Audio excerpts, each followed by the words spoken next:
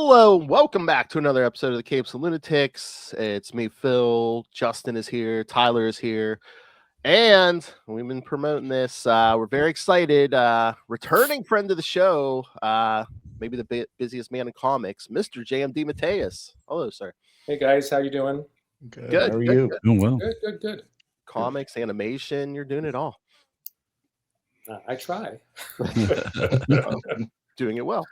Yes, because this man here wrote episode 5 of the current season of Batman Cape Crusader, The Spectral Hand. I started watching the season and I was like, oh, which episode is his? And then I see there's a Spectre episode. I'm like, okay, that's his. I don't even have to look. I know this is his. Yeah, I'm glad that, basically, they generate these stories. The staff generates. They know what stories they want for what episode. So that wasn't my pitch or anything. They handed me that story, and I'm really glad they did. It was a very appropriate story for what I do.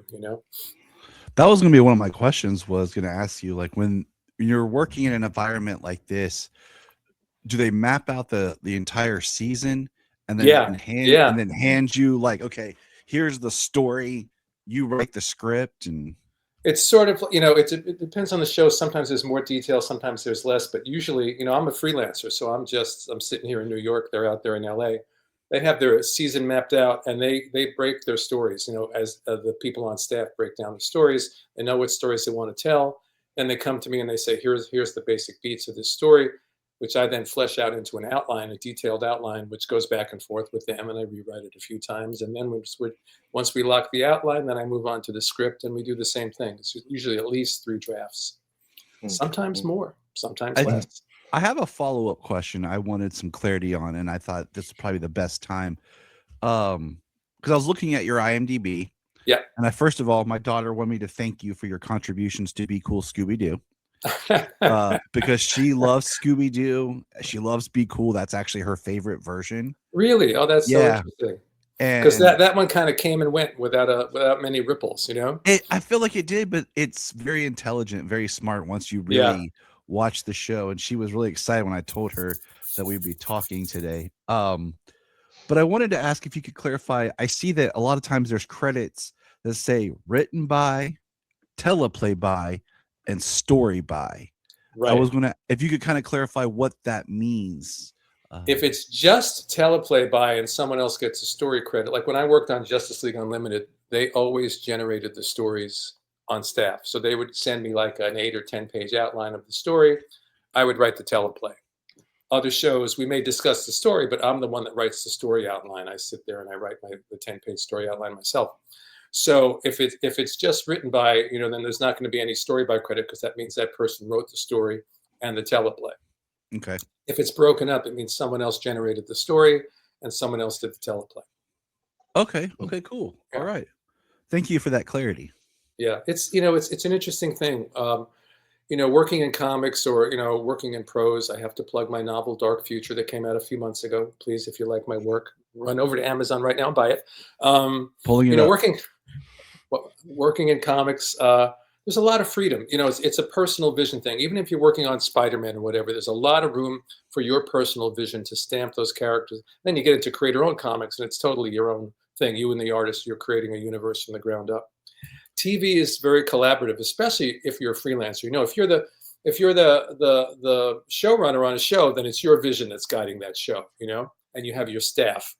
As a freelancer, I have to take off that personal vision hat, put on my collaborator hat, big collaborator hat.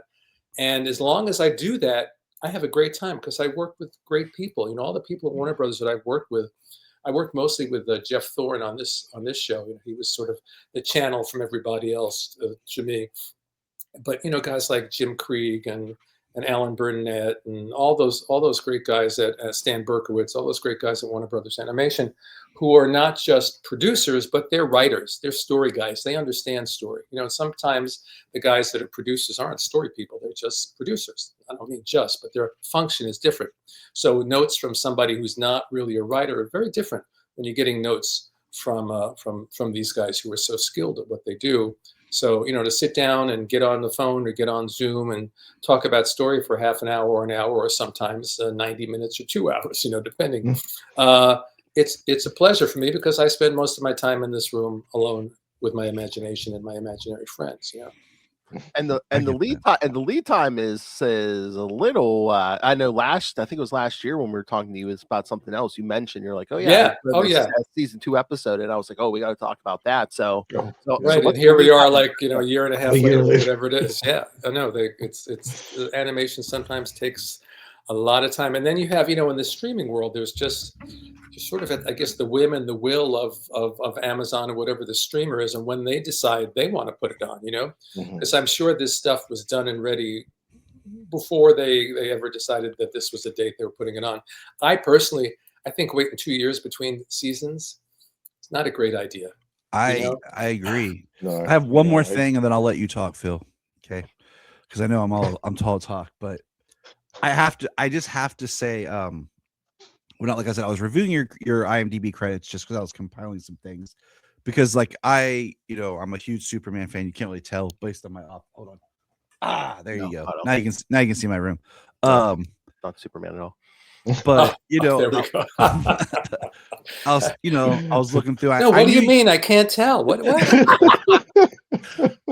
I told my kids, like, yeah, he had wrote for Superboy and everything, and we just did a wrap up of the Superboy series. Oh, really? But- Oh, okay. And then I saw that you were the one that had adapted the Justice League Unlimited episode for the Man Who Had Everything. Yeah. And we're doing a podcast later where that's going to come up. Can you just tell me a little bit about that? Because I think your adaptation is the best version of that story. And when I met George Newbern last year, I told him, like, before, like, he's my favorite voice of Superman because of the way he delivered. He got a lot of great lines through his career, and one being that the lines in that episode. Could you just tell a little bit about what it was like taking on that story and having to adapt it Yeah, for an episode? As I've said before, the real grace of me working on that was that I had not read that story before. I did not know its legendary status, because I think if I had, I would have been very, very intimidated. That was the first episode that I wrote for Justice League Unlimited, and I worked mainly with Stan Berkowitz and Dwayne McDuffie on that show. And they said, "Oh, we're going to adapt this story." I said, "Okay, send it to me. I'll read it." So I read it. Oh, this is a great story, but I didn't know about its status, that it was this sort of towering monolith of a story that people bowed before and worshipped. So and the basic, again, the basic story part of it, not the teleplay part, but the story part of it. We worked out between us. Notes from the guys. I wrote an outline. They gave me notes. They changed this. I fixed that. Whatever. And then the teleplay, this was the first script I did for them. This story always makes me laugh for a number of reasons. So I write the teleplay, I turn it in, and I get no reply. And I'm waiting, and I'm waiting. That's the first episode I've done for the show. So, being a neurotic freelancer, my first thought is, I've completely screwed this up. These guys will never give me work again. And time goes by, and finally, I reached out to Stan Berkowitz, and Stan and I go back because Stan was the producer on the Superboy show. So that's how Stan and I knew each other, and that was my door into Justice League Unlimited. He said, no, it was great. We don't need another draft, because usually there's 3 drafts and a polish or whatever. And I'm like, well, this is going to be great working on this show. I'm only going to have to write 1 draft. Well, believe me, by the next script that I wrote, it was like 3 drafts and a polish or whatever it was. But yeah, no, it was for that to be my first episode of the show, and that show in general, Justice League Unlimited, it was a great show to work for. But as the years have passed, its reputation has risen. I meet so many people who love that show, and I really think it's one of the very, very, and this has nothing to do with my contributions. It's all those guys. One of the best iterations of the Justice League ever done by anybody in any media. Fantastic job they did. I mean, that's why it endures now. Like, Yeah. I show it to my kids, and it feels timeless. Like, they're, we watch, certain episodes every year for the holidays and stuff like that. But it's such a great show. It's like a comfort show. Definitely. Now, was it your decision in that script, or was it the artist that kind of combined the idea that when Kal-El, Superman, Clark, I use all 3 for a reason, is in his Krypton vision, that his wife is like a blend of Lois and Lana? That was, if I remember correctly, and again, this was like 2004, so don't quote me. Oh no, you're good. You're good. I think that came from the staff guys. I think I stuck more to what was in the comic. Okay. And they came up with the idea to do the blend. Yeah. Because that is something on my first watch I didn't really pick up on, but then subsequent watches later, I was like, oh, this is such a beautiful blend. No wonder he's caught up in this of the two worlds he loves of both Krypton and Smallville blended together. Yeah. So. Yeah, it turned out really, really well. And the wonderful thing about these shows also is the script gets locked, the script is done, and then the director and the animators take over, and they take these things and they visually expand them in ways sometimes that you never expected. I did an episode called Clash, which was the big battle between Captain Marvel and Superman. And I wrote what I thought was a pretty cool battle, but they took that and they just expanded that into, if you remember that episode, this massive, just building is incredible, incredible. I just did Susan Eisenberg, who played Wonder Woman, has a podcast where they go through the show episode by episode. We recently did an episode about Clash that will be on soon. And the director was on as well. And it was just interesting because everybody brings their game to this. It's not just same with comics too. It's like, it's never a one-man show. It can't be, it's a visual medium, and with TV, it's an audio medium. It's all these things. So I learned back when I was working on the Superboy live action TV show, you really need every element for it to work. Sometimes, if I write a great script and you don't have the right director, they can kill your script. Right. If you have a great director and the right script, but the performance by the actor is off, that could kill your script. You need all these elements to really come together to make the thing work. And same thing with comics. People don't realize it's not just the writing and the art. It's the color art. It's even the lettering is so important for me as a writer. Lettering is such an important part of what makes a comic book work for a story to really, really be something special that really coheres on all levels. Everybody's got to be working on their A game. You say that, and I've said this before. I have still never read Grant Morrison's Arkham Asylum story because the lettering in it is so hard. Now, it's so hard for me to read. Because it's very scratchy. I did start reading it digitally, and it was a little easier because I could zoom in. But that lettering, it's important to be able to actually understand what's being said.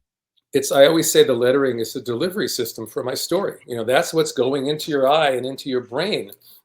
And I've seen stories where the lettering is not good, and I read it and I go, geez, it feels like it wasn't a good story, And it's not that it wasn't a good story, but the wrong lettering can drag the story down, and the right lettering will lift your story up, and it will flow into your eye and into your brain, and your experience will be much smoother. It's the same thing with inkers and pencilers, These days, more people are inking themselves, but for a long time, it was a penciler and an inker, and from reading comics that sometimes the wrong inker can take a great penciler and just trash that work. And the right inker can take someone who maybe is middling and lift them up.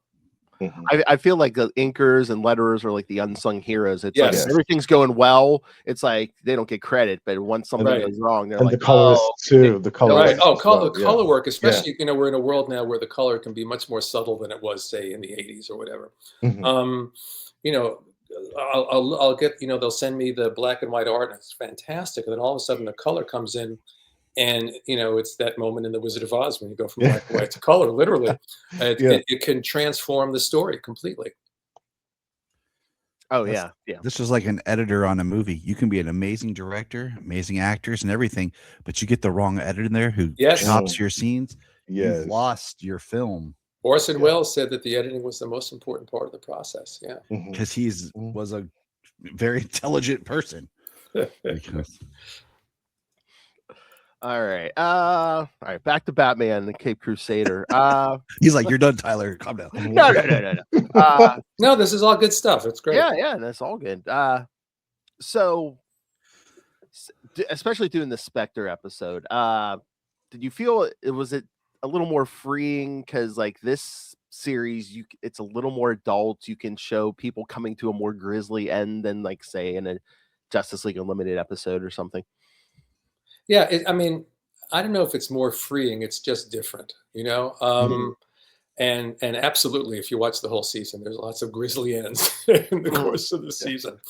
I just finished it. I don't know if you guys have seen the whole season, but the 2-part finale was just Oh yeah, I watched really that show late last night. And I was like, oh, nice. I'm excited for it. Really. I think was it Greg Rucka that wrote the first part and Jeff Thorne wrote the second part. I think. I'm just to say we haven't got there yet because we've been watching, like, trying to do an episode a day. Because because the family and I are watching it together. We just didn't want to, like, binge through the whole season, so we've been kind of breaking it up a little bit. Yeah. So it's free. That you're free to use profanity if you so choose. But obviously not to indulge it, but to use it where it's appropriate. Yeah. So it's just a different mindset. Actually, what I really enjoyed most about this show is that whole sort of 1940s noir vibe that it has. I know in my episode, speaking of Orson Welles, in the background, because in its very weird way, it's a Christmas episode. So there's a radio show playing in the background, which is a character I cooked up called Houseman Welch, who's basically Orson Welles. And instead of the Mercury Theater, which was his radio show, this is the Hermes Theater. And he's reading A Christmas Carol in this very Wellesian voice that kind of weaves behind the action in the story. And, I'm a huge fan of old radio. So just to slip in something like that in a 1940s thing was really fun for me. I love it. I was going to ask you, too, there was a brief sequence in the episode where Bruce gets out of the car and he's looking for some clues, and he has the fedora hat and this flowing scarf, and the way that his jacket looks for like a few seconds, he looks just like the Shadow. And I wondered if that was intentional. Yeah, no, that was the animators. That was. Oh, yeah, absolutely. Okay. So those are the kind of things. Same way an artist in a comic book story would throw in a little touch like that. Yeah, and absolutely look like the Shadow. Yeah, that's great. So was that you, or was that the team's idea to make it a Christmas story? I think it was their idea to do a Christmas story. My job was to think of grisly Christmassy ways for people to die. And without spoiling anything, I was talking to my wife when I was working on this, and I said, I told her about this. She said, well, can't someone like get killed by a Christmas tree? And then I thought back. A big part of my childhood, I grew up in New York City, was Christmas at Rockefeller Center, and they had that giant tree by the skating rink. So I said, that's what I'm going to do. Not just a Christmas tree. We're going to do the Rockefeller Center Christmas tree and have this guy impaled on the star. So that was pretty grisly. But I love any Christmas story, even dark ones like this, because in the end, it kind of was a Christmas story because it was a story about personal redemption. Mm-hmm. And that's why the Christmas Carol running behind it, worked nicely, because it really was what that was about. Yeah, I was gonna make the comparison to a Christmas, the Christmas story, but it's like it's different because unlike Scrooge, they don't get to change. These guys don't get to like change their ways. Right. Oh, right. But I'm thinking more of Corrigan. That at least. Oh, yeah. Corrigan. He's speaking. If you haven't seen this episode, don't listen. Don't listen to this. Where's the spoiler warning, Phil? Where's the spoiler warning? That's right. He's seeking forgiveness. And that's what it was all about for him in the end. Yeah. Spoiler warnings. All right. What's funny is originally when Phil said, yeah, he wrote a Christmas one, I was like, well, dang it, I didn't want to watch it because I was going to wait till Christmas, but I was like, I can't not watch it. I was like, crap.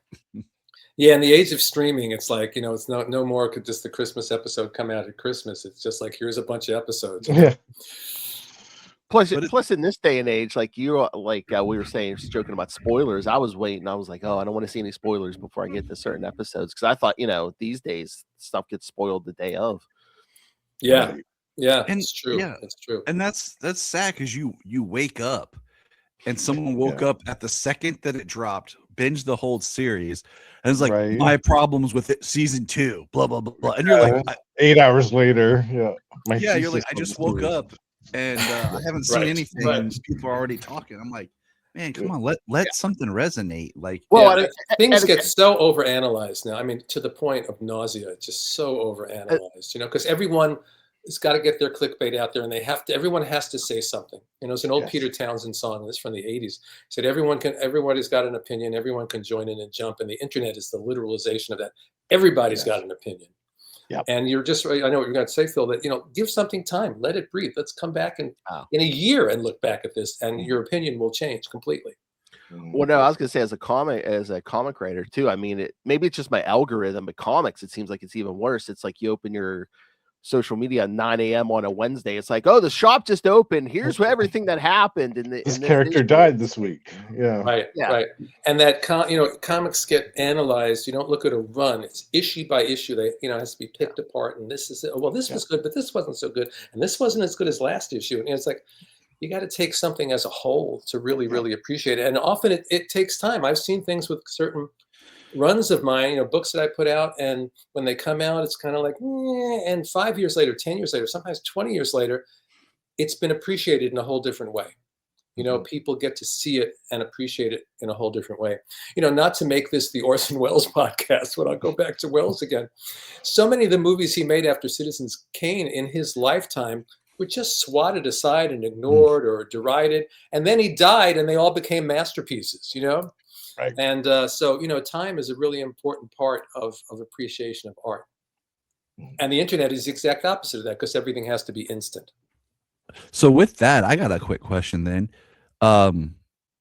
Just looking back, because I was explaining that I was interviewing you, and I told my wife a little bit about that you had written Speeding Bullets and everything. Was Speeding Bullets ever considered to be one of the animated films? Do you know? Was that ever brought into conversation? It has come up in conversation with them, and obviously nothing came of it. But I think it would, to this day, and they can still do it. I think it would make a great animated movie.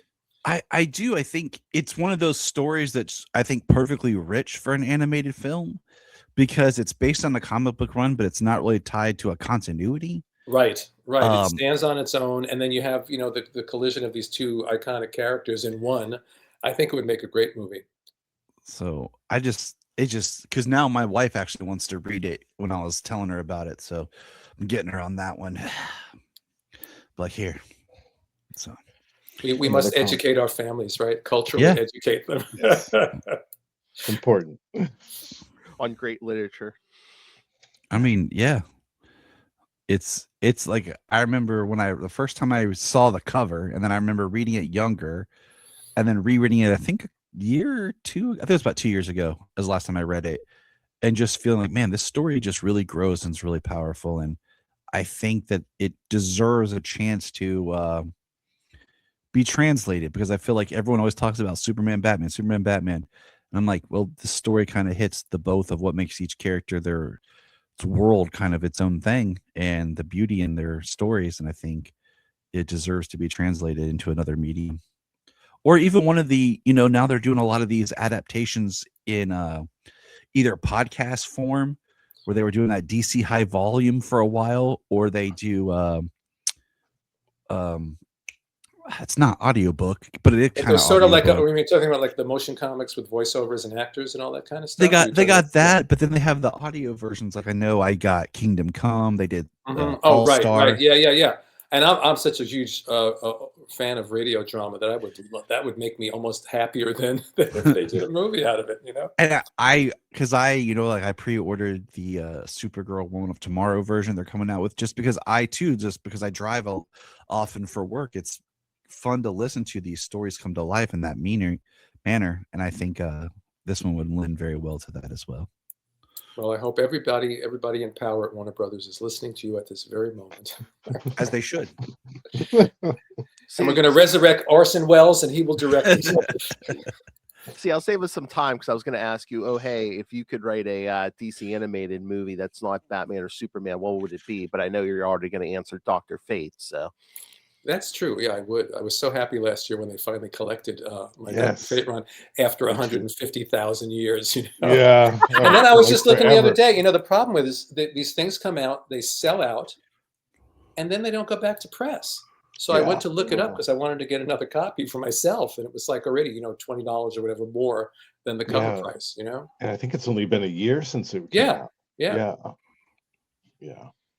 That was another one, like you were mentioning that about taking time to grow on you. That when I first read this series, Dr. Fate, I was in high school, and I remember at first because Dr. Fate's my favorite character, and I remember at first thinking Sean McManus's version was great, except for the facial expressions of the helmet. it took me a while for that to grow on me, but then I went back later, I don't know, maybe 10 or 15 years later, and I really loved it. I thought it was one of the biggest strengths of the series. Yeah, Sean is Um, fan. He's one of my favorite collaborators. I love yeah, working with he's him. so We great. just they just did a Rocket Raccoon 50th anniversary one shot, and we did a little story in there, Sean and I together.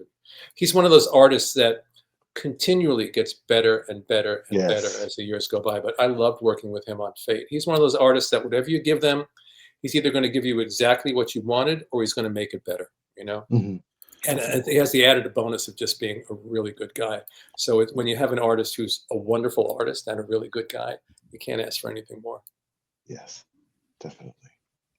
Yeah, I was gonna say I wanted to. Yeah, we're gonna promote that collection too because, again, it's like seems like it takes forever for them to get to some of this stuff. It's like the Doctor Fate stuff, your Spectacular Spider-Man run, which took how long to start collecting here in the Yeah, States. yeah, I know.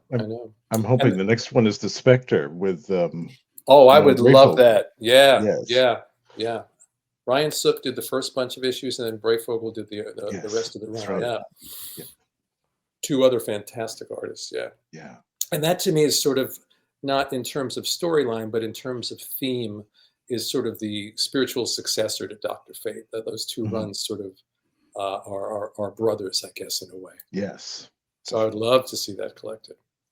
Yeah, that'd be great. Yeah, that Hal Jordan Spectre series. Yeah. Yes. Oh yeah. Absolutely. And that's another one. You know, when it came out, all I remember seeing when it came out were there were the Spectre fans that liked the classic Spectre that didn't like that Hal Jordan was the Spectre.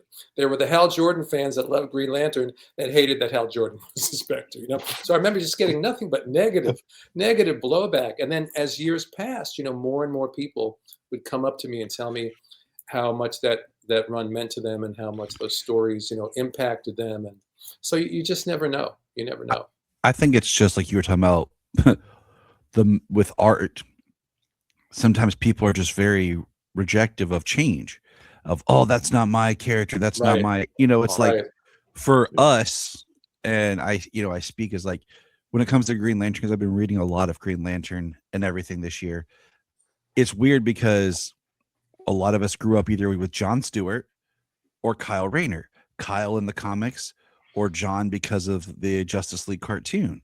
Mm-hmm. But then you have the people who Hal Jordan is the Green Lantern, but for us it's like, no, that's not who we grew up with. That's not the Alan one that, Scott as well. Like so you always have that generational divide of not appreciating the story for what it is because it's not their character.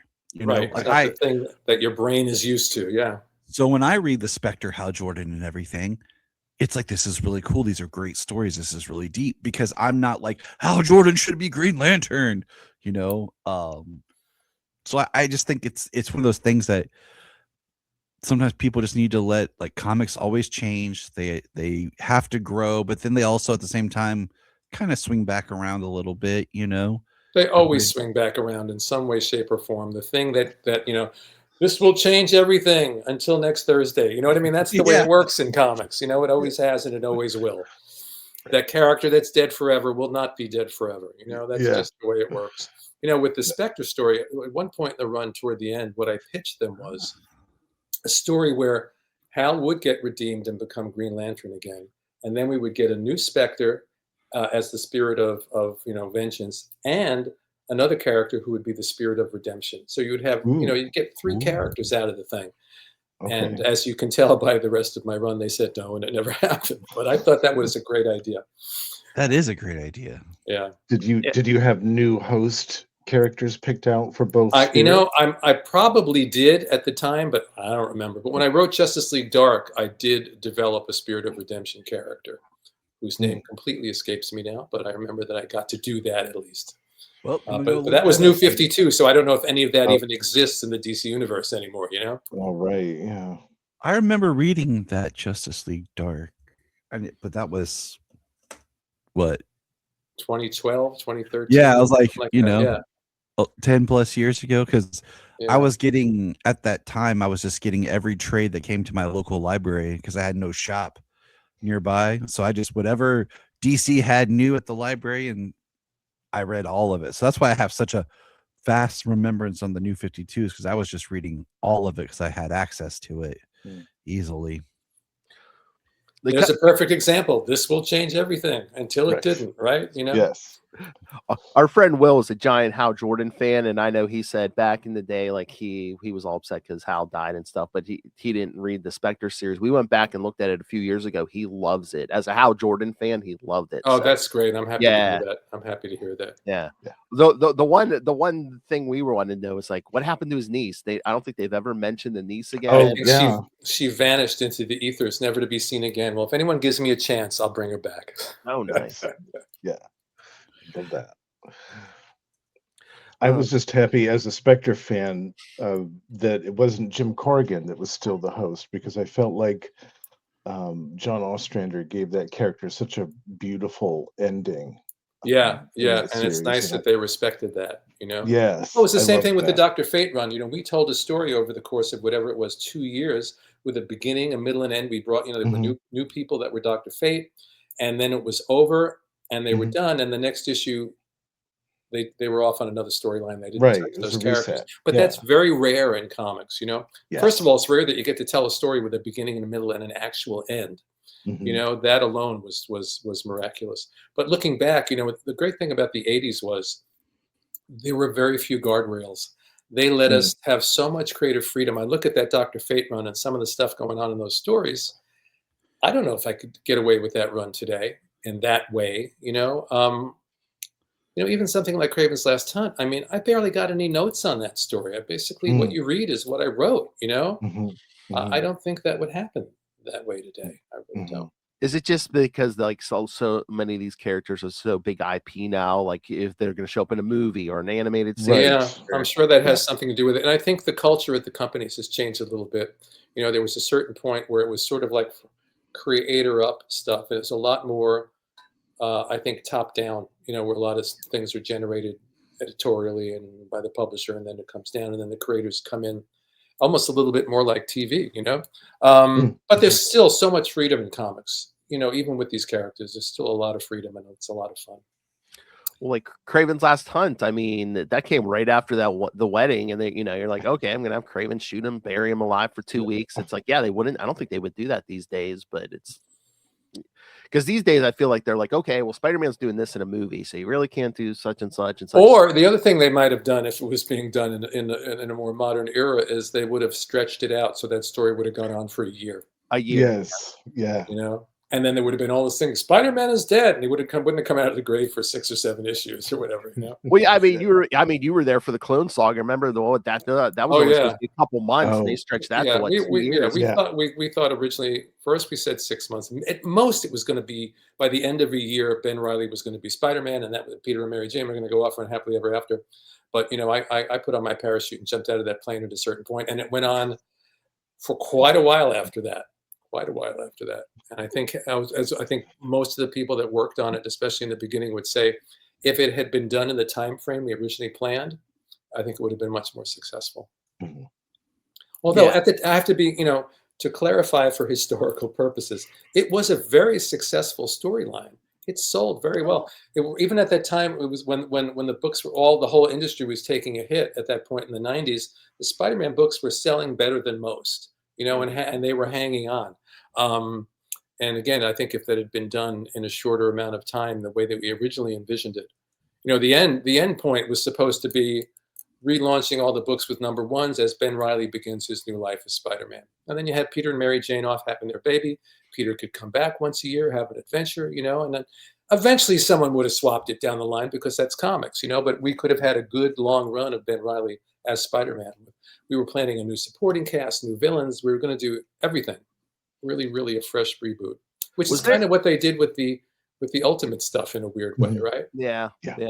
Well, I was going to say, was there any plan or any idea for like how do you present Ben Reilly as oh hey, this is Peter Parker now to the world, because it's like would everyone be like, oh, what happened to your wife? And I don't think he was now again, this is the 90s, so it's a while ago. I think the plan was for him to be just like you saw in the Ben Reilly, you know, solo stuff. He was going to be Ben, You know, he Okay. wasn't going to be Peter. He was going to be Ben Oh, Reilly. okay. So that, you know, he might be a guy that looked like Peter, but he wasn't Peter. He wasn't trying to pass himself off as Peter Parker. It's going to be Ben Reilly was going to be Spider-Man. Okay. Because I always felt that that was the big hurdle where they were just like, well, you know, he's the original Peter, but he can never say he's the, you know, the Right. original No, Peter. and he, you know, within his own mind, he was Ben, and that's who he had become. Yeah. You know, that's what I did a couple of years ago. I did a Ben Reilly miniseries for Marvel with David Baldeon, and it was about his early days when he took over the mantle of Spider-Man, and he wasn't trying to be Peter. In fact, it was all about him realizing he doesn't want to be Peter. He's Ben. He's not the same guy, and he's got to carve out his life as Ben Reilly. Sir, can you do me a huge favor? Get in there in Marvel and redeem Ben Reilly. So they kind of have him as a villain right now. Can you please bring him back to greatness? If I had the power, I would wave my magic wand and I would do that because I love that character. I know you So do I. Character. Yeah, he's a great character. Because that's the thing that when they won't let that Peter and Mary Jane be married again. I'm like, you can have it both ways. You can have Peter be married. You can have your single Peter Parker and Ben Reilly. It's like you can literally have it both ways. That was the whole point of the Clone Saga originally. Yes. When we started out, was like, all right, people want the single Spider-Man. You've got it. You've got Ben, and you still have Peter and Mary Jane having a life, and he can always come back. And yeah. But I think that ship sailed quite a while ago. But, But speaking of Spider-Man, you did just recently write another Spider-Man story that they're putting out, I guess, one shot what ifs, and they put out what if Kraven had survived Kraven's last hunt. Yeah, very happy with the way that turned out. Which I feel like it's kind of unique among what ifs, because it's like usually I don't think the same writers writing the what if for who wrote the original story. Yeah, my biggest hurdle with that story was, did I want to do it at all? Because I've done, various things filling in Kraven mythology over the years and kind of side stories that go around Kraven's last hunt. And I'm like, do I really want to go back to that well? And I said, let me think about it. And as often happens, I kind of go to sleep, and while I'm sleeping, my unconscious is working, and I wake up in the morning like, oh, I could do that, and I could do that, and I could do that. And all of a sudden I have a story that I'm excited about. And so I really enjoyed working on that. And I think it worked out nicely, and the art was just beautiful. Oh yeah. Now I've never I don't know if I'm pronouncing his name right, Yildiray Cinar or Chinar. I'm not quite sure how it's pronounced, but however it's pronounced, he did a brilliant job, and the color was fantastic, and it just really, he managed to evoke Zek without slavishly imitating Zek. Yes. Which is a hard thing to do. It is hard to do. Yeah, definitely. I mean, I feel, again, Kraven's Last Hunt, it's a great story, because you could tell they always have it in print. They're always reprinting. And there's another new edition coming soon. Yeah. Yeah. And it seems like if anyone writes Kraven at this point, they always in some way have to reference Kraven's Last Hunt. So yeah, definitive. Yeah. I mean, I know you won't say it, but I mean, it has to be probably the greatest Kraven story of all time, just because it's like no one can use Kraven anymore without referencing that story. Yeah. I always say that there's my relationship with the story, and there's the audience's relationship with the story, and they're not necessarily the same thing. So, I wrote that story. Obviously I worked, poured heart and soul into it, got to work with Zek and McLeod, great team.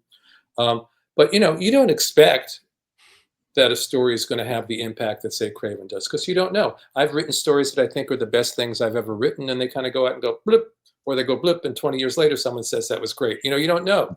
But for whatever reason, it's the audience and the story that really make a story be, quote, classic. And I'll put that in quotes because I'm not the one to decide what's classic of mine.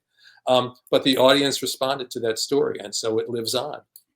And I'm very grateful, very grateful. I think, honestly, there are some Spider-Man stories that I've written that I like more. Doesn't mean I don't like the Kraven story. And a lot of the credit goes to Zek and McLeod, because of the art on that story is just phenomenal, That's interesting.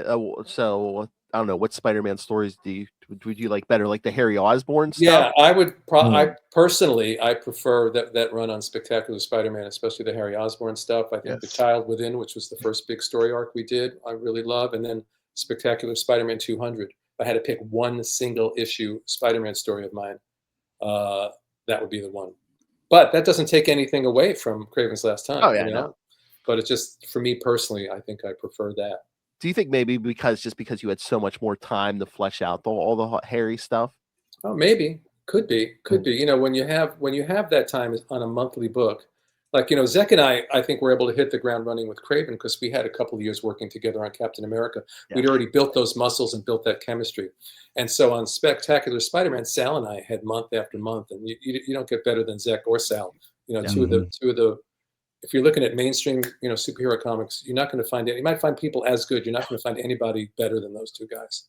Right. And so, you know, we had month to month to month to build that thing up. By the time we got to Spectacular 200, you know, we were in fine form, you know, fine form. Yeah. But really with Sal, we hit the ground running right with the first issue. There's something just happens sometimes with a writer and an artist. You know, Sal had drawn some fill-ins on other books, but it was the first time we were really working together as a team. And I remember from the first issue, you know, I wrote my plot, got the pages back, and it was just like, wow.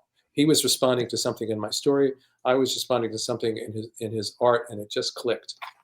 And I'm glad that collection came out before Sal passed away, that he got to see it. And it wasn't that long before he died that it came out, I think. I remember when he passed away, I think you posted a beautiful tribute to him about that issue in which Harry Osborn passes away, and that final page, and that you decided to take all the dialogue out because it didn't final need couple it. of pages. Yeah.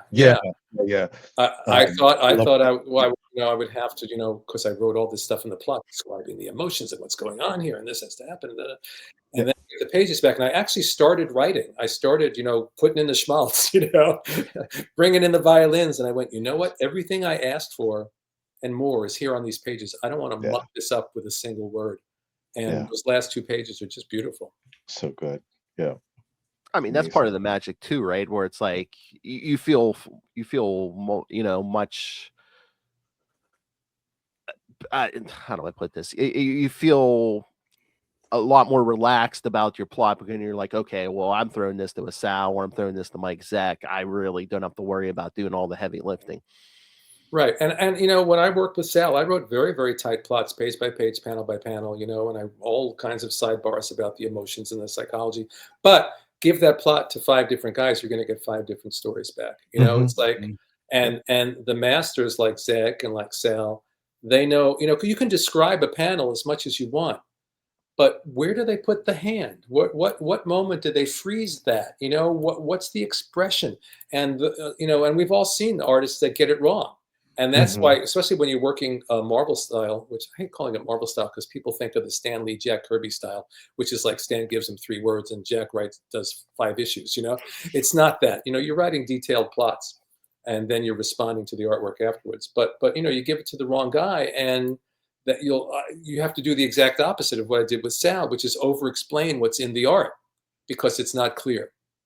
But it's the same thing with full script. You know, I don't care how tight my full scripts might be, give it to 5 different guys, and there's going to be a different flavor to each one.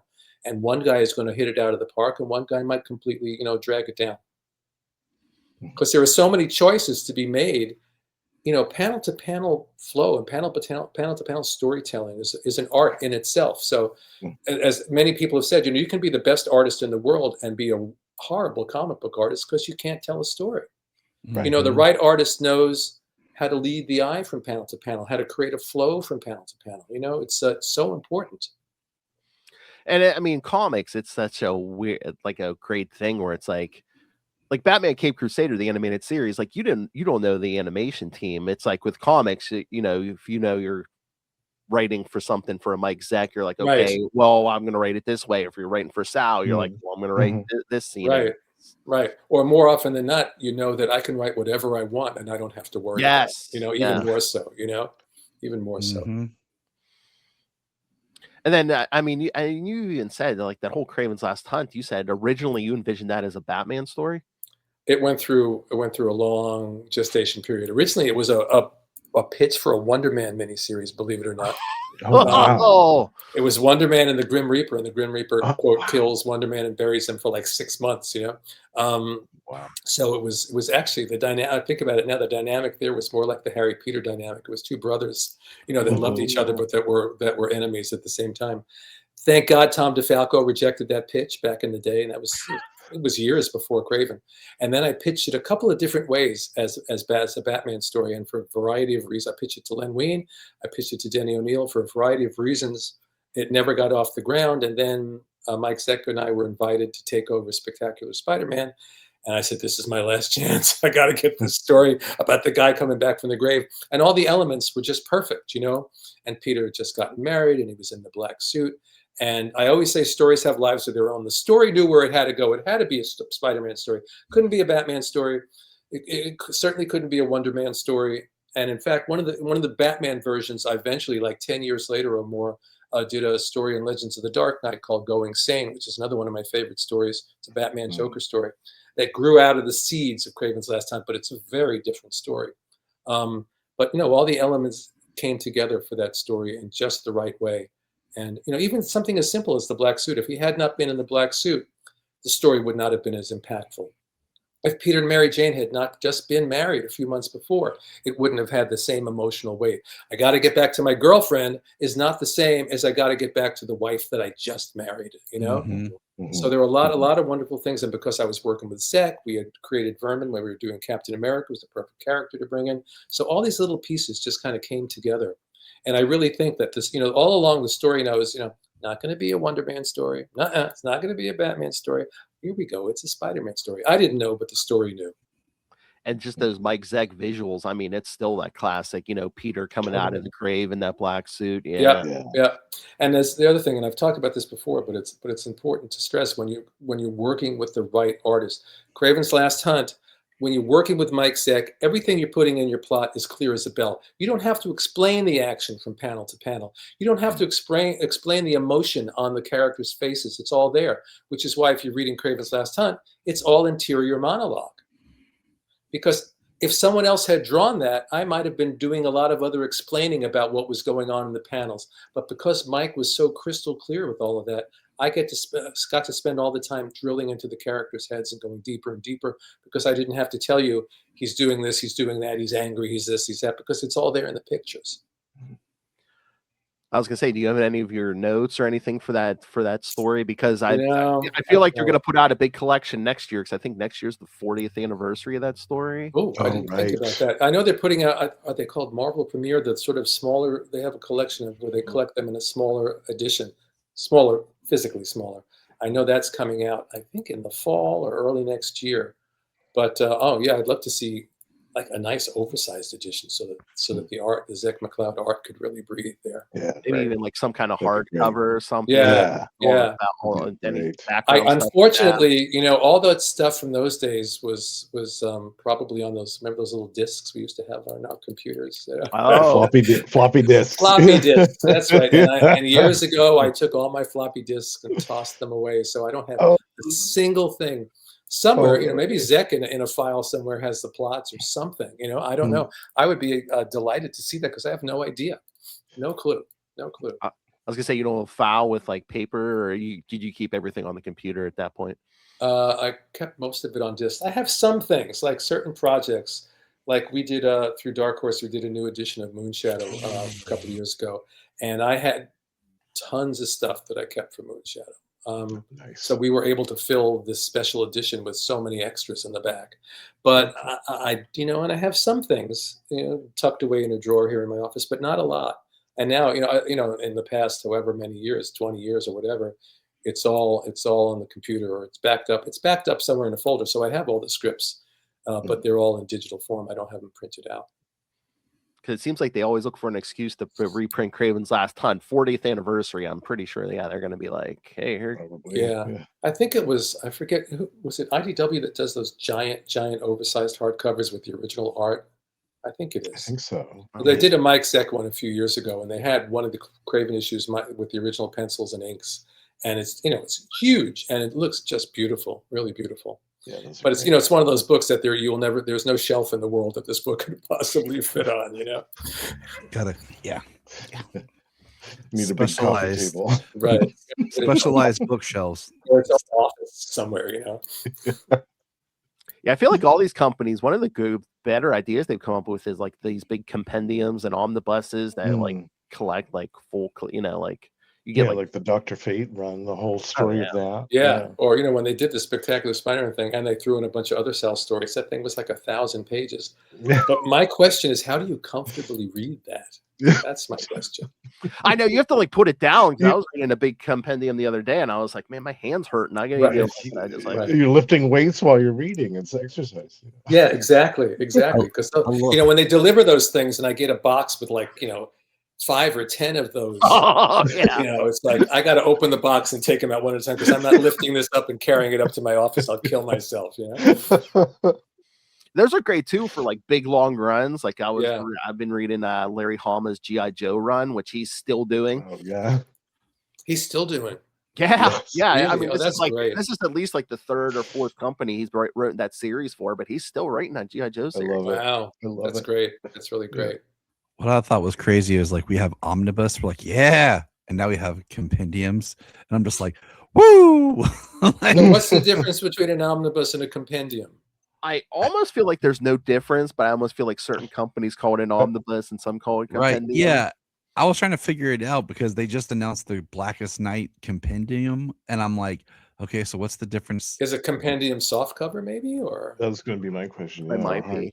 Yeah, because omnibuses are all hardcover. Right, like the Dr. Fate was softcover, it wasn't hardcover. Right. So let's go to the internet and find out. And that was almost 800 pages too. Yeah, that was a lot of story. Yeah, that was. I was happy to put the annual in there too. Yeah, 2 years worth of stories plus an annual. Yeah, like I said, those are nice for and like a miniseries. Yeah, like back in the 80s and 90s, like, you know, guys like you had like big long runs on books. Did they have I mean, I think they've collected it in volumes, but have they ever done like one huge collection of like your Captain America run with Mike Zeck? I know it's been collected in Masterworks, and I think there've been some Epic collections. I don't think they ever finished the run in the Epic collections. I know that all the Zeck stuff is probably collected, but then Paul Neary did a year or a year and a half after that, with that whole long Red Skull story that went on for for a year. So I don't know if the Neary stuff was ever collected, but I know the Zeck stuff was collected. Yeah, I'd love to see an omnibus because I've seen them. They've collected it in omnibuses. I used to think it's omnibi, which is there's no such thing as omnibuses in other countries where they've collected the whole Captain America run, but they haven't done it here. I'd love to see that. That's another run. You know, when it was coming out, it was like, you know, some people liked it. It got some nice feedback, but it was nothing special. And over the years, more and more, I've heard so much about how people really, really loved and appreciated that Captain America run. Oh yeah, I mean your run, and then there's a few fill-in issues, then it goes right into Mark Grunwald. I'm like, I feel like that is such an overlooked era, like you in the Grunwald. Yeah. Yes. And not long before me was that short but incredibly important Stern and Byrne run. You know, that was amazing. Yeah, amazing. Okay, and I recently found out too that you had an idea for Captain America to be kind of replaced by Black Crow, which I loved. I thought that was such a brilliant idea, and I hope that somewhere there's a alternate reality where that happened. Well, that's, you know, I forgive me, Phil, if I've told this story before, but when I was working on Captain America, we were building up to the climax, Captain America 300, after this year-long storyline where the Red Skull has basically shattered Steve's life, you know, almost killed everyone he loves. The Red Skull dies. And the idea was going to be that Steve was just fed up, you know, all these years of violence and what does it bring you? And he was seeking another way. So he was going to go off and try to be a global peace activist, and it was not going to go well. The heroes would turn against him. The government would turn against him. The only allies he would find in the world were going to be Dr. Doom and the Submariner. I had this whole cool story plotted out. Yeah. And the Bucky of the 50s, who was Nomad at that point, was his partner who was going to flip out and end up assassinating Captain America. And then I was going back and forth between Black Crow and Sam Wilson to be the new Captain America. I landed on Black Crow. And Mark Grunwald approved the story. And for reasons that, you know, in retrospect, I understand, Jim Shooter said, no, we're not doing that. So that was the end of that story. But 2 decades later, I did a story for IDW called The Life and Times of Savior 28, which I think is one of the best things I've ever done, which took the germs of that story. I created my own universe to tell that story. Oh, nice. So you always have to be patient, because I've Yes. literally waited decades sometimes to get a certain story out into the world. It gets rejected. It gets rejected. You go crawl into your desk. You cry. You rework the story. It gets rejected. You cry some more, and you come back, and eventually the story will find its way. Yep. All right, so Tyler, what's the difference between compendiums and omnibuses? Basically, right here, it just basically stands compendiums are standard size soft covers, whereas Wow. omnibus are oversized hard covers. And then the page range can be, it says for omnibus 500 plus, for compendiums 700 pages or more. So it looks like basically maybe just the cover, or so. Yeah, and from what it's saying, maybe the omnibus is a little bit larger in size. Yeah. I'll just have to go to the shop and be like, show me your compendiums. Show me Right. your omnibus. Let me measure them all. Yes. Let me hold Take one in each measure of hand and them. see. Which one of these two things will give me a hernia? If it gives me a hernia, I know it's an omnibus and not a compendium. Bring in a scale and weigh them too.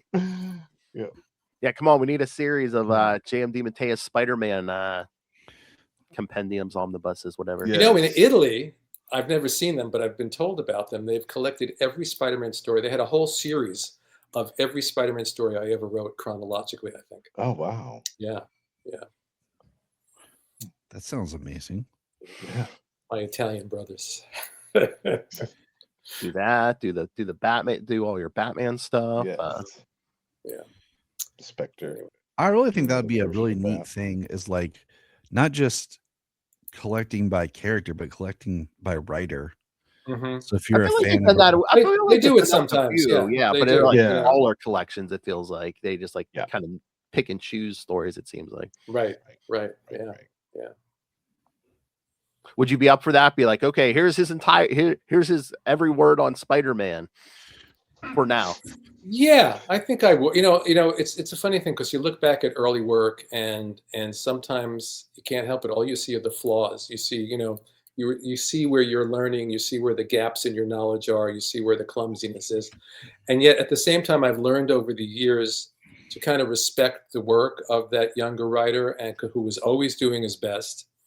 And the other thing I learned over the years too is never to knock my stories that I don't like of mine, because that story could be some fan's favorite story. And I've seen it over the years at conventions. Someone comes up with a particular issue, and in my head I might be going, "Oh no, not that one." And this is my favorite comic. It's what turned me on to comics. And so you don't want to sit there and go, "Oh, that was really a piece of shit. Why do you like that?" You just say thank you and be very, very grateful that that story meant something to somebody, and that it holds up. I'm always happy when something I wrote at the beginning of my career holds up and people are reading it now. And that's the good thing with like Craven and Justice League International, or even the creator-owned stuff like Moonshadow, Brooklyn Dreams, that keeps getting reprinted. That people are discovering it for the first time now, and that's what you hope for. You want the new people to be finding the work, not just the people that read it back then. Well, I mean, you could tell you love comics, and again, you said you were a fan back in the day, right? Oh yeah, absolutely. Yeah. My whole life, from the time I can't even remember the first comic book I read, because they were just always around and I was always reading them. Do you And remember in those what days, your- it was like, just like finish this one thought, you didn't have to go to a comic book shop. There was the local candy store, as we called it in Brooklyn, which had a soda fountain and magazines and newspapers Spinnerack. and Yeah. racks of comics, and Yeah. they were, it was a block away, and you go buy your comics. You didn't have to go seek out some special place. And basically in those days, every kid I know read comics. It wasn't a specialty thing, Right. Yeah. I feel like that's the big problem for comics these days is distribution. Just Mhm. Yeah. Huge. Yeah. Huge. So there Do was you a question remember floating your- around there. yeah, Justin, good. Do you remember what your introduction to the Spectre was? I don't know about in terms of an actual story, but I remember, being a kid in the 60s and seeing those Spectre covers, where he was, Yeah. turning into a cheese grater and grating some bad guy or whatever, So that's my first memory of the Spectre. Nice. Is that, yeah. Nice. In some house ad somewhere. Because I just remember you writing that back up. What was it? Is it an Amazing 400? You're like, you got to work with Stan, and yeah. Oh yeah, that one where I plotted the story. It was about Yeah. the morning after Uncle Ben's death. Yeah, and Stan Oh, scripted yeah. it. So to see to see my name in the credits with Stan was quite a treat. Cool. Quite a treat. Yeah. That's cool. All right, gentlemen. Any other questions for Mr. DeMatteis? Because I'm sure he has like 3 projects ready to go on his desk. I mean, that's a funny question, Phil, because like I'm, I know you trying can sit here all day and like, ask him. I'm trying not to keep asking stuff. I'm just like nodding and thinking, like, yeah. I know as every conversation with him goes, and he mentions something. I'm always like, "Oh yeah, he wrote that too. Right? Oh yeah, he wrote that too." I'm just like, Tyler, stop talking. We haven't even talked about Defenders. Yeah. Oh, Defenders. Yo, we have to do an episode I on love the Defenders too. Yeah. I will mention, as I started at the very beginning, that I had a novel that came out a few months back called Dark Future. Yes, found that on Amazon. And I always say that I say this with absolutely no objectivity whatsoever. I think it's one of the best things I've ever written. I'm very, very proud of it. Very cool. Just had the What If come out. We had this Mary Jane anniversary issue that just came out, I think, this past week that I wrote a story for. The Rocket Raccoon thing just came out in September. Is Amazing Spider-Man 1000. I've got a story in there that is a direct sequel to that spectacular Spider-Man run with great art by Humberto Ramos. Fantastic artwork. And then a little further down the line, I think it comes out either the end of this year or early next year, Patton Oswalt and Jordan Blum have this Minor Threats universe over at Dark Horse, and they've invited a bunch of other people to come in and do stories. And Kevin McGuire and I have gotten together to do a sort of JLI flavored story about a new team of characters called the Superlatives. Ooh. And a team which features a character that looks uncannily like Keith Giffen. So Oh, nice. it's a little tribute to Keith along with everything I else. love it. Yeah. That's So great. and of course, if you haven't seen Batman Cape Crusader, go see it right now. Yes. Not just for my episode. The whole season is great. Yeah. Oh yeah. Great. All Yeah, episodes streaming now. Yeah. I mean you were mentioning those last 2 episodes. Yeah, that was kind of almost horror movie vibes there. Yeah. With the last 2. It was really well done. Really, really well done. And a very interesting take on the Joker. Oh yeah. That's what I keep hearing, and that's why I'm like, come on, kids, let's watch. Yeah, you got more willpower than me. I didn't tell you I have time. I'm like, I gotta watch more. So do we have a final question, or are we wrapping up? I'm happy to answer a final question if someone's got one. And now you're all stuck. Yes. I feel like Yes. I was gonna say for me, I feel like you answered it. Or like, what's next? If DC came to you and said you can do a new Spectre miniseries or series, who would you pick for the host character?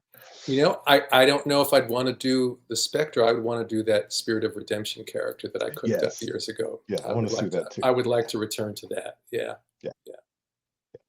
Very cool. Yeah. All right. All right, guys. Well, Phil, I know we'll do this again. So if there's any questions that remain unanswered, just start a document, Phil. Just a Google Doc. Let's go. Thank you so much for always being generous. Yeah. How many times have I done this with you? I don't know. You're up there. It's got to be at least like 8 times or something. You have to be first or second in number of returning guests. It's like you and Kelly Thompson. Yeah. Well, it's always fun. I always appreciate it. All right, guys. Have a great weekend. You too, sir. You too. Take good care. Bye. Take care. Keep winning. Keep winning. Yes. Oh. I mean, I love the story. It's just a lifetime of, he was a comics fan and now he's written all these comics, animation and stuff. And I could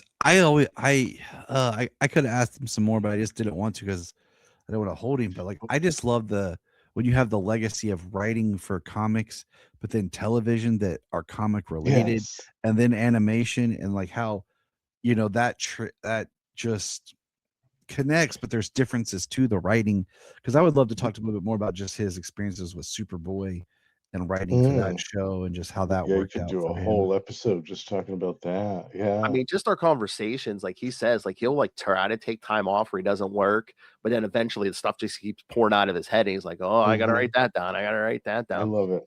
And I just, the idea of writing something and believing in it so much and like, oh, this is so good. And like, I think that every writer struggles where like something they wrote is good, but it might not be. But then knowing like, okay, this is actually good outside of myself, and then being rejected and holding on to that story and having it like in the background and then finding another way to kind of get that story out, I think it's like a bittersweet because, sometimes you have a story for a specific character and it works because of that character.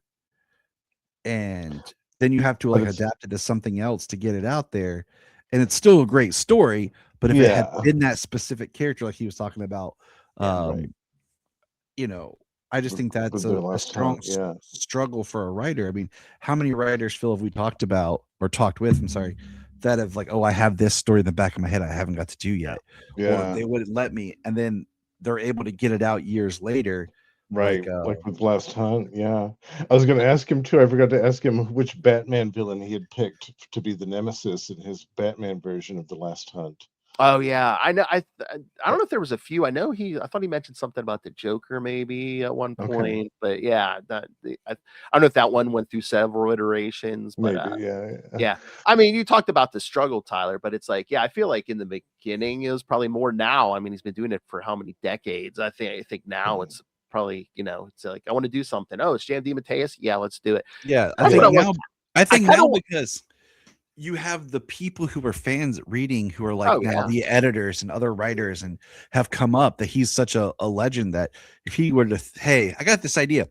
All right, we do a special Elseworld one shot JM book. All right, Right. done. Or an well, that's annual what or something, that's what I yeah. was almost going to ask him about his Cape Crusader episode. I want to be like, you know what, if you express interest in writing an episode, or is it just an automatic yes, just because he's written so much Batman and Right.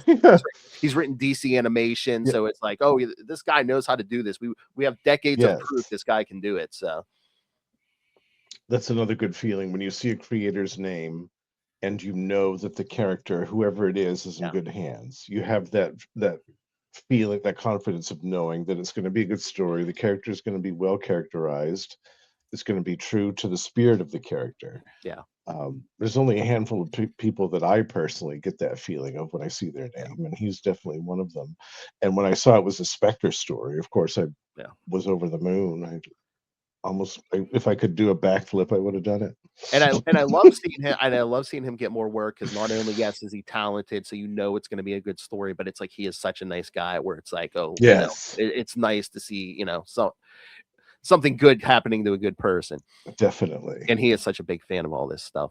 Yes, you It's can not tell just he a loves job it. to him. I don't Yeah, think it's you just. can tell he has a great love for all of it. Yeah. That's why I brought up that Amazing Spider-Man backup story, because Mm, talked about it the one time he was like he was really more excited. He was like oh my god, I mean the credits with Stan. He's like, yeah. Oh, that's so cool. Yeah, I love it.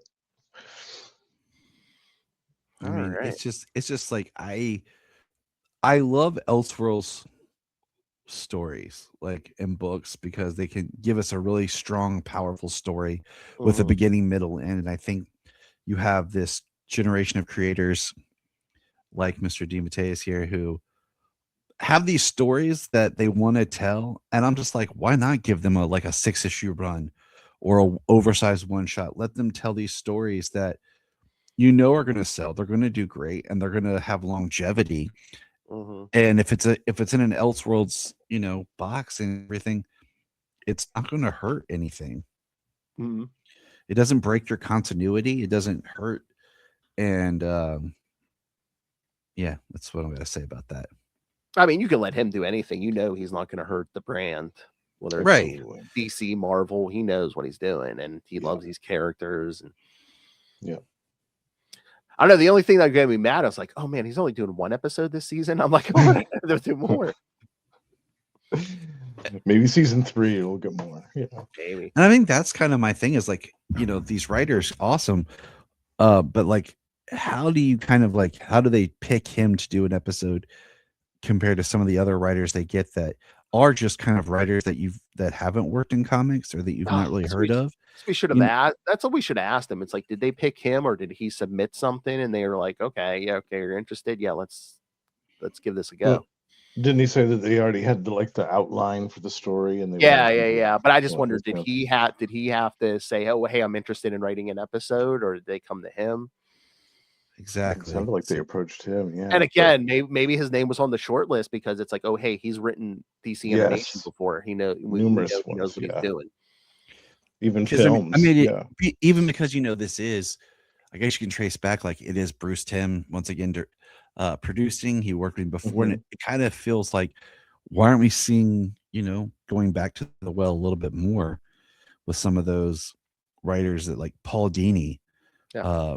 who wrote on previous things, coming back and doing an episode, getting a stab at maybe a story they had that was quote unquote too much. I mean, how much of the Batman the animated series is full of stories of like how we had to work around the censors, and now you're on Amazon Prime and like that was kind of my dying left and right. That was kind of my question for him. I was like, how great is it, on this series where you don't have to worry about that. You don't have to worry about the censors or writing for, children, or, because again, there's an episode that I just came into my head. I mean, guys are getting Tommy gunned down and you see blood splattered. And I'm like, well, I threw this out to Phil. If you go on IMDb and look up his name, he's credited as writing episode 4, The Devil's Due, on IMDb. So I messed it up. And that's why I was like a little confused at first, because I was like, oh yeah. Okay, cool. Because that's what's on, the IMDb is saying that he did. And that episode was pretty brutal. Yeah. Oh yeah. So that's episode 4, right before his episode. Yeah. He's in the credits in the beginning of episode 5. But yeah, the minute I saw it was a Spectre episode, I'm like, it's him. It's him. I know it's him. If there's one episode on it, it's the Spectre. I'm sure they were like, here's the list. Okay, the Spectre. I'm writing. Yes. Yeah. So good. I was so happy when I saw that. Yeah. I can't believe that's a Christmas episode. It's perfect. It is. It is. The Spectre's a great character for Christmas. Like I said, it's like that classic Christmas story, but it's like it's darker because I would love man, see now. I like the idea of my brain's kind of blew with his spirit, like almost like the spirit, like the Spectre, and then his spirit of redemption kind of meet up on Christmas. There you go. And they go through a night together of seeing like, can I redeem this person or can they be punished? Yeah. And it's like, and it has this kind of traditional Christmas story, and they visit different characters and they visit different DC characters. Christmas Eve. Will this guy get redeemed and live to see tomorrow, or is he going to hell tonight? I think it could be really interesting. I mean, always having, if you did it in a, I don't know what format, but like, how they did Batman Damned, something like that, or Batman Noel, even where it's just a one-shot book. Yeah, not even issues, just a book. And this is what it is. Batman Damned, you mean Batman Dong? What? Yeah. Yeah, that's what Phil remembers from that book. That's all the internet remembered. It's a poster behind Phil. He's like, let me pull out the Batman. Not yet. It hasn't showed up yet. She ruined Justin's Christmas present. Oh, that would be the greatest Christmas present for Ray. Oh no, don't do it. Merry Christmas, you've been bat-donged. I remember they kept calling it the Bat-a-Wang. Oh. That's great. So I think a story like that, I say Batman Noel because it's like a Christmas and it's a one-shot book, but something like that with the Spectre and everything, and just because I love having DC based books and everything for my holiday, like to revisit every year, just to read. And I feel the past couple of years their holiday specials that they put online haven't really been that good, and I've said that on Krypton Report also, because I don't feel like they really invoke a holiday spirit. That's why I always end up going back to the older ones. Do you feel like it's more manufactured now, or again, before it was like, oh, hey, a writer or somebody has like, I have an idea for a Christmas thing, let's do this. But now it's like, okay, we need a Christmas thing every year, so it's like let's run it through the assembly line. Maybe it's, and I kind of go back, is like, I really liked when they did those like Superman Blue and Red, Harley, was it Red and White? Oh yeah. Like where there were just these collections of books that were like different writers' 8-page stories. Yeah, because Marvel did some of those too. Yeah. And I really like those, and I wish they'd kind of bring that back, because I think those are always great. That's the holiday stories I think that really work. If they did that, it just feels like where you have writers, they're just, it's not coming around, like they don't have a vision or something. I don't know. I don't know. I feel like it's more restrictive now. It's like, yeah, back in the day they let those people kind of like write what they wanted, and now it's like you got to worry about what's in a movie or what's in a TV show. And they say that, but then I never see like how many people do you talk to that's like, oh, I'm a huge fan of this character. Okay, would you read this comic of it? No, I don't read the comics. No, where it's like, where do I find the comics at? You know, like I remember Jania talking to me. She met this girl, and this girl was a huge Batman fan. And at the time, she was talking to Jania, but she was only a fan of like the Nolan trilogy. You know, at the time, so there was not. So because Jania had just read Hush, and she had read a couple other things that I had, and it just doesn't translate. So I don't know why you have to hinder the comics because of what they're doing in the movies, because a lot of that movie audience isn't reading the comics. They're hoping that's going to translate into the comic sales, but it never does. No, it doesn't. I mean, how hard did they push Woman of Tomorrow for the Supergirl movie, like if it was a 1-to-1 translation, and that is not what happened. Or like even when they make the characters look like the actors, all of a sudden, like you know, Punisher starts looking like John Barenthal, and certain Tony Stark starts looking like Robert Downey. Yeah.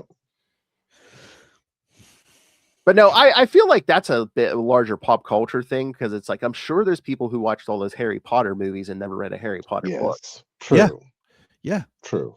And Lord of the Rings, I'm sure a lot of people watch the movie over reading the books in a certain demographic. Yeah. I feel like reading is just down in general. Yeah. It's tough because I've learned that I would much rather watch the film or whatever then go back and read instead of reading then watching the movie. I feel like reading then watching the movie hinders your, because you're like, oh, they cut out all this stuff here, and and it's a lot easier to have that enjoyment of the film than read the book and be like, oh man, I wish they would have done this, but you have that appreciation or whatever from your first experience. So, but we could keep going. I think it depends on the story. It depends on the story and the character. Some of them translate good and some don't. All right, let's cut it off here because we'll be back later. Yes, kids. Yeah, if you're watching live, we'll be back tonight for to record episode 500 of the Capes and Lunatics. We are recording these somewhat extravaganza. We are recording these somewhat out of order because the next episode, if you're listening also on the podcast, will be Justin and I's next Secret Wars 2 episode, which we already recorded. The beauty of recording is how many times do you say as of this recording? Usually if you drop that line means we're at a different time. Yes. But stay tuned for episode 500. Not only will you get the three of us, you'll get Kristen, you'll get Lilith, but also for our top 5 moments, you'll also get feedback from Russell Moran with his top 5 Hulk moments. Will Allred and his Quasar moments, and Ray with his Batman. No. But he does make that joke. No, of course he said Moon Knight. So yes. I'm so happy. It actually works kind of well because it's like the two of you and Lilith and Kristen all picked DC characters, and then me and the 3 boys who sent in feedback picked Marvel. So we got 4 that's a nice balance, right? Quite nicely, yes. Yeah, that's what I told you when I was working on mine. I was like, I don't know what everyone picked because I didn't really look at the list too hard. I wanted to be more surprised. Yeah. But it is a nice mix. So it is evenly Marvel and DC. Yes. All right. All right. So yes. Well, I'm about to say I'm out of here because all right. Hear my dollar yelling. We'll see you guys later. All right. Peace. All right. So our kids, send us your thoughts.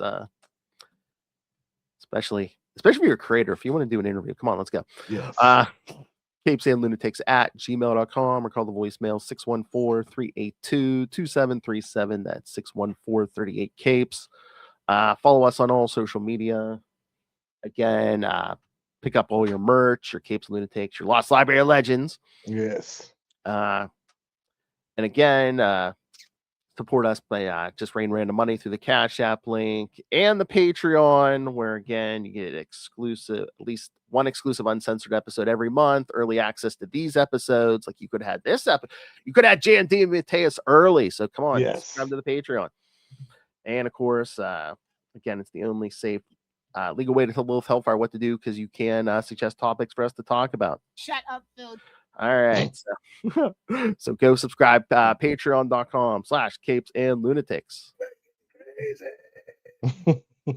And I did mention Lost Library of Legends, which is Justin's show. So Justin, you did mention The Shadow before, so I know you talked Shadow there. The Weeds of Crime, The Shadow in Comics, an episode of that came out last week. And next week is an episode of Maxima Magnificence, guest starring none other than yourself, the Podfather Phil, to talk about Panic in the Sky. Oh yeah, talk about fiery redhead. Yeah. All right, I'm not doing a full outro here because again, we're giving you people enough time. We gave you Jam DeMatteis for Yes. All I'll say is just stay tuned. Good stuff coming. The next Secret Wars 2, like I said, episode 500. We're almost there. Yeah. So come back and again, thank you, Mr. Jam DeMatteis. Go buy his novel Dark Future. Dark Future. That What If issue's out. Yes. The Mary Jane special is out. I haven't read it yet. I would ask him about Yeah, I that. gotta read that Mary one Jane too. special's out. He does have a story in the upcoming Amazing Spider-Man 1000. So yes, he's a little busy. Very so cool. Yes, I love it. all right, everyone, come back next